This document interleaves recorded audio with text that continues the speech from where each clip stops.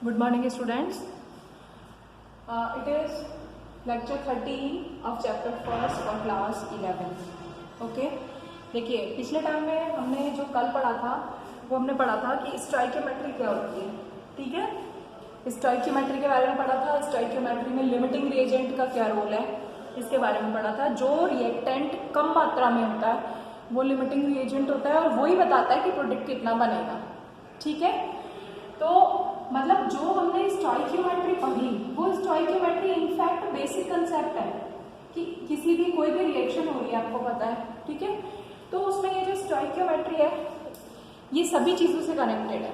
ठीक है, आज हम उसके आगे का पार्ट पढ़ेंगे. दैट इज देखिए क्या होता है, जैसे आपने देखा होगा अभी तक आप लोगों ने पढ़ा होगा, आपने टर्म सुनी होगी that is called solution. Solution पढ़ा होगा. ठीक है, यदि कोई रिएक्शन सॉल्यूशन में हो रही है इसका मतलब क्या हुआ. सॉल्यूशन क्या होता है, सॉल्यूशन का मतलब सॉल्यूशन किस किस से मिलकर बनता है, सॉल्यूट से मिलकर बनता है और सॉल्वेंट से मिलकर बनता है. ठीक है, ये सबको पता है. सॉल्यूट और सॉल्वेंट से मिलकर बनता है. और आपको पता है कि जो सॉल्यूट होता है वो क्या होता है, लेस अमाउंट में होता है और जो सॉल्वेंट होता है वो मोर अमाउंट होता है. कोई भी सब्सटेंस है मोर अमाउंट होता है. क्लियर, ये चीज आपको पता होनी चाहिए. ठीक है, अब आप देखो दूसरी बात हम क्या कह सकते हैं कि जो सॉल्यूट होता है सब्सटेंस विच इज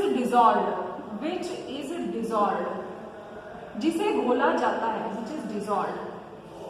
सॉल्यूट क्या होता है, हमेशा एक तो लेस अमाउंट में होता है मोस्टली, है ना, and which is dissolved. Dissolve का मतलब उसे हम घोल रहे हैं. ठीक है, और सॉल्वेंट क्या होता है, सब्सटेंस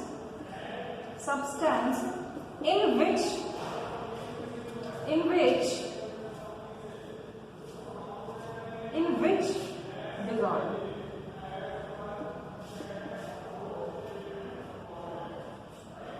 क्लियर, समझ में आ रहा है क्या मतलब हुआ कि जो सॉल्यूट है वो तो कोई भी वो चीज है जैसे आपने जिसे हम घोलते हैं.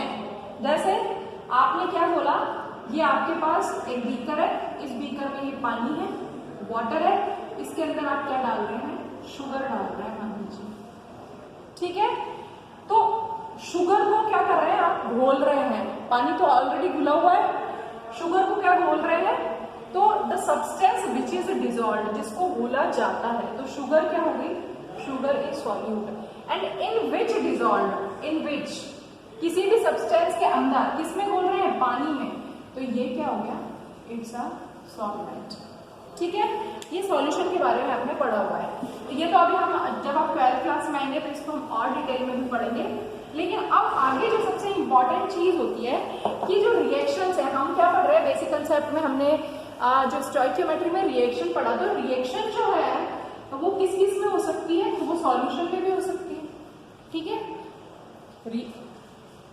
तो जब कोई भी रिएक्शन सॉल्यूशन में होती है तो उसे हम क्या किस चीज से निकालते हैं, उसे हम निकालते हैं, उसके लिए हम एक टर्म यूज करते हैं दैट इज कॉल्ड कंसंट्रेशन. ठीक है, कंसंट्रेशन का मतलब है कि कंसंट्रेशन क्या चीज होती है. यदि कोई रिएक्शन सॉल्यूशन में हो रही है तो हम उसकी क्या चीज पता होनी चाहिए, हमें कंसंट्रेशन पता होनी चाहिए. जैसे अभी एक रिएक्शन लिखी थी मैंने, A + B = C, इसमें इनका अमाउंट पता था. लेकिन यदि रिएक्शन सॉल्यूशन में हो रही है तो उसमें उसका कंसंट्रेशन बताया जाता है. क्लियर, तो कंसंट्रेशन में क्या होता है कि हम कंसंट्रेशन में क्या देखते हैं, कंसंट्रेशन को हमेशा ध्यान रखिए आप किस में बताएंगे, या तो ग्राम पर लीटर में बताएंगे और मोल पर लीटर में बताएंगे. इन दोनों में से किसी चीज में एक्सप्लेन करेंगे. ये यूनिट है कंसंट्रेशन की. ठीक है, क्या मतलब हुआ, इसका मतलब हुआ कि अमाउंट ऑफ सब्सटेंस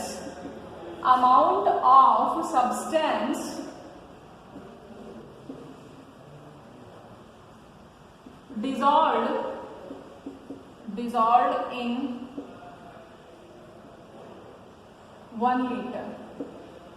ठीक है, क्या बात बोल रही हूं मैं आपको ये बता रही हूं कि यदि कोई रिएक्शन सॉल्यूशन में हो रही है तो हमें क्या चीज पता होनी चाहिए, उसकी कॉन्सेंट्रेशन पता होनी चाहिए। कॉन्सेंट्रेशन को हिंदी में हम क्या कहते हैं, सांद्रता। ठीक है, सांद्रता का मतलब क्या है, अमाउंट ऑफ सब्सटेंस, जिस भी सब्सटेंस को आप घोल रहे हैं, ठीक है, किसमें, 1 लीटर में। देखो क्या बताया, ग्राम, कोई भी सब्सटेंस को आप घोल रहे हैं तो किस में मेजर करेंगे, या तो ग्राम में मेजर करेंगे या तो फिर मोल में मेजर करेंगे। ये मैं आपको बताती आई हूँ, पिछले टर्म पर भी बताया था, उससे पहले भी बताया था कि कोई भी सॉलिड सब्सटेंस है, फॉर एग्जाम्पल मेरे पास शुगर है, चीनी है, तो चीनी का मैं 1 ग्राम घोल रही हूँ, 2 ग्राम घोल रही हूँ, 4 ग्राम घोल रही हूँ, तो अमाउंट ऑफ सब्सटेंस, ठीक है, अमाउंट ऑफ सब्सटेंस का मतलब जो सॉल्यूट है, आप ऐसे समझ लीजिए। सॉल्यूट को आप तोलेंगे ना तो सॉल्यूट किसमें होगा, ग्राम में। ठीक है, ग्राम है, यदि ग्राम दिया हुआ है तो आप मोल बना सकते हैं, और मोल दिया हुआ है तो ग्राम बना सकते हैं, ये आपको बताया हुआ है। और किस में घोल रहे हैं, 1 लीटर। 1 लीटर कोई भी हो सकता है, यदि आप पानी में घोल रहे हैं तो भी, यदि कोई आप और सॉल्वेंट ले रहे हैं तो भी, तो नीचे क्या आ गया, नीचे आ गया सॉल्वेंट। समझ में आ गया।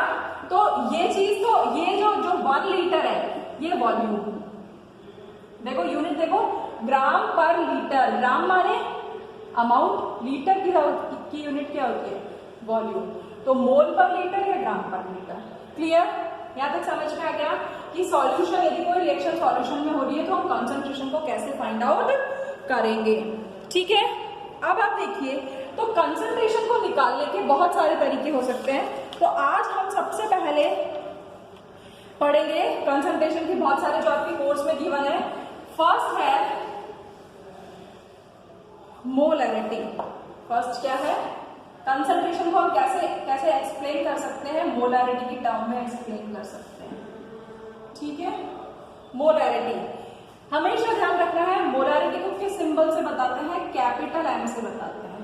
यदि कहीं पर कैपिटल एम लिखा हुआ है, इसका मतलब आपको खुद ब खुद समझ में आ जाएगा कि किसके बारे में बात हो रही है, मोलैरिटी के बारे में बात हो रही है। ठीक है, मोलैरिटी वाकई में क्या होती है, सेम फॉर्मूला लिख रही हूं मैं, amount of solute in moles,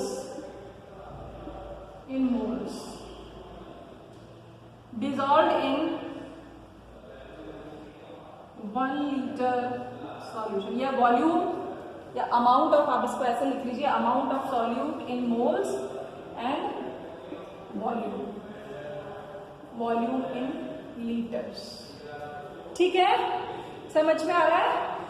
ये जो वॉल्यूम है, ये किसका वॉल्यूम होगा, सॉल्यूशन का। अभी आपको बताया सॉल्यूशन का मतलब क्या है, सॉल्यूशन किस किस से मिलकर बना है, सॉल्यूट से मिलकर बना है, सॉल्वेंट से। जब दोनों चीजों को घोलोगे तो क्या बन जाएगा, विलियन। चीनी, ये मान लीजिए आपने ये शुगर ली है ना, शुगर, सॉल्वेंट किसमें घोला, पानी में। तो इन दोनों को जब आपने बनाया, इन दोनों को जब घोला तभी तो सॉल्यूशन बना। तो वॉल्यूम किसका होगा, सॉल्यूशन का, और ऊपर क्या चीज होगी, सॉल्यूट, सॉल्यूट का अमाउंट होगा। ठीक है, क्लियर।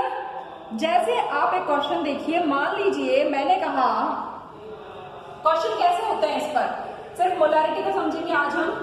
मोलैरिटी में जैसे क्वेश्चन मान लीजिए दिया कि क्वेश्चन है 4 ग्राम NaOH is dissolved in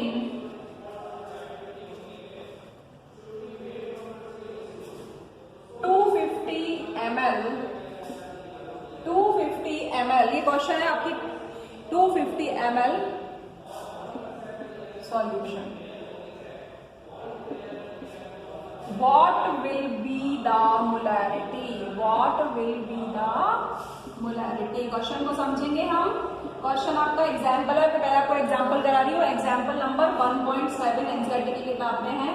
question में क्या कह रहा है, वापस से देखिए कि 4 ग्राम NaOH इज डिजॉल्व। आपने 4 ग्राम NaOH को डिजॉल्व किया, किसमें, 250 ml सॉल्यूशन में। ठीक है, या आप लिख सकते हैं 250 ml वाटर में, 250 ml सॉल्यूशन में। तो ये बोल रहा है कि मान लीजिए आपके पास ये बीकर है, इसमें पानी भरा हुआ है, इस पानी का जो वॉल्यूम है वो 50 ml है।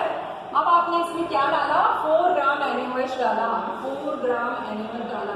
तो किसको घोल रहे हैं, मैंने क्या कहा था, सॉल्यूट क्या होता है जिसे घोला जाता है, तो 4 ग्राम, ठीक है। तो मोलारिटी कैसे निकालेंगे, तो मोलारिटी होगी, फॉर्मूला देखिए, amount of solute in moles, आपको किस में दिया है, ग्राम में, तो कैसे बदलोगे, तो यूनिट तो क्या हो गई, देखो 4 बटे क्या लिखूं, अरे आप कैपिटल एम का मतलब क्या है, आपको यूनिट ध्यान रखनी है, मोल पर लीटर, मोल किसका, सॉल्यूट का, लीटर किसका, सॉल्यूशन का। अब मोल तो दिया नहीं उसमें, उसने क्या दिया है आपको, 4 ग्राम दिया है, तो ग्राम को कैसे बदलेंगे, मोलर मास का भाग लगा देंगे।